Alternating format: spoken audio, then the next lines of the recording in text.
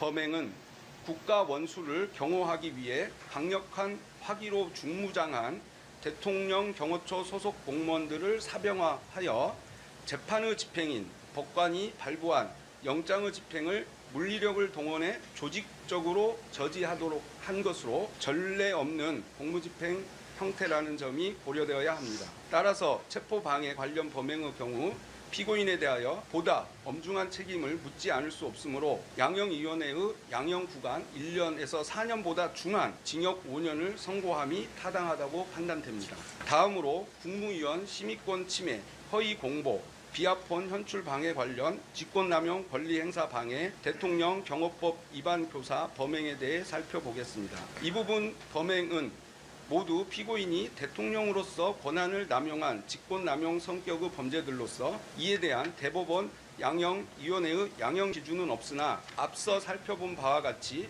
대통령의 권한 행사에 대한 사전 통제 장치인 국무회의 심의를 무력화한 점, 위헌 위법한 비상계엄을 선포를 호도하고 왜곡된 여론을 형성하기 위해 외신 기자들에게 허위의 사실을 알린 점, 자신이 공범들과 범행에 사용한 비합본의 통화 기록 등 정보를 인멸하려고 시도한 점, 대통령이라는 막강한 지위를 이용한 범행이라는 점 등 중대한 범죄에 해당한다는 점이 고려되어야 합니다. 따라서 이와 같은 점들과 법정형 등을 고려할 때 이들 범행에 대하여 징역 3년을 선고함이 타당하다고 판단됩니다. 마지막으로 비상계엄 선포문 허위 작성 관련 허위 공문서 작성, 허위 작성 공문서 행사 등 범행에 대해 살펴보겠습니다. 대법원 양형위원회의 허위 공문서 작성 범죄 양형 기준에 따르면 탄핵 수사 절차 사용 등 적극적 목적, 허위 공문서 작성자가 행사한 경우 범행 후 증거 은폐 등